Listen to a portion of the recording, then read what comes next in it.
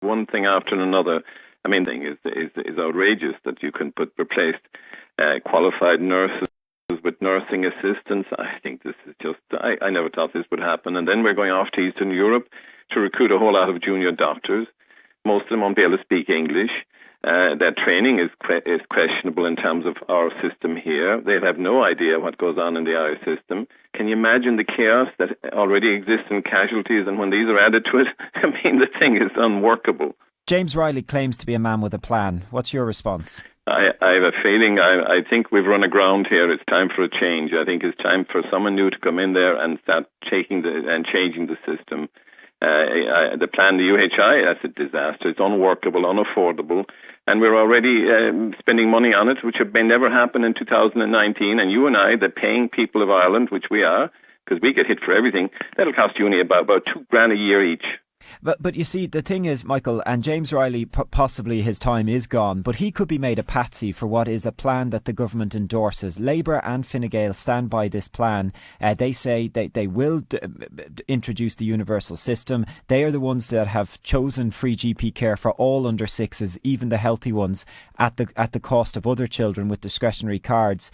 So this is a government-wide approach, and they seem to be sticking to it. Well, I think it's a government-wide approach, but a lot of other things are coming, and the wheels are coming off in a lot of other areas in one part of the government, the Labour part of the government. So I think there'll be changes here as well. You can't justify giving free care to under sixes when you have children with cerebral palsy, Down syndrome, with incredible problems, with fantastic parents having to fork out money every day. It is just unjust. It is immoral. And you see, this is the problem here. Last week, we had a conference in Dublin, some high-powered American... from Harvard, wasn't he? It was reported that cost $50,000 for the day. I mean, how can you justify that? $47 million for under sixes, and we don't have any money, and now we're struggling. Patients in casualties this morning and every morning lying on trolleys. We've introduced chairs, can't get in, no lack of accommodation in hospitals, shortage of beds. We took 8,000 out in the last 8 years. And so there's a huge capacity problem. My God, the thing is getting worse.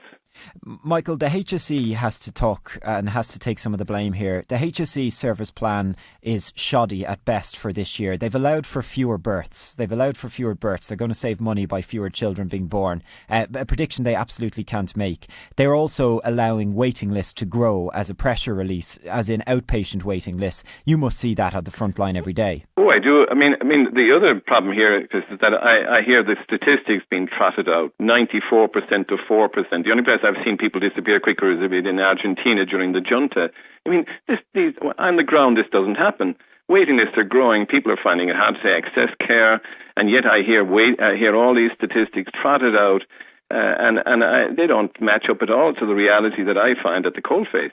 What is needed, Michael? So you've talked about a change of personnel, a new minister, but a new minister with the same plan is going to run into the same things. So what approach is needed? Is the government's model completely wrong? Oh, I think the model of UHI is a completely non-runner. I think it's so expensive. Everybody, nobody believes that's going to work. Only very few people.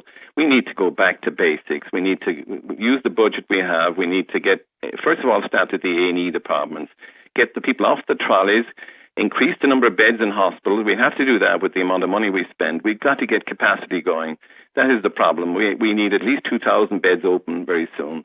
And we need to get going on that and do the basics and forget about under six care, forget about pre-GP care. These are all for the future when we become when we become rich again. But at the moment, we need to get the basics right. And that's where we should start.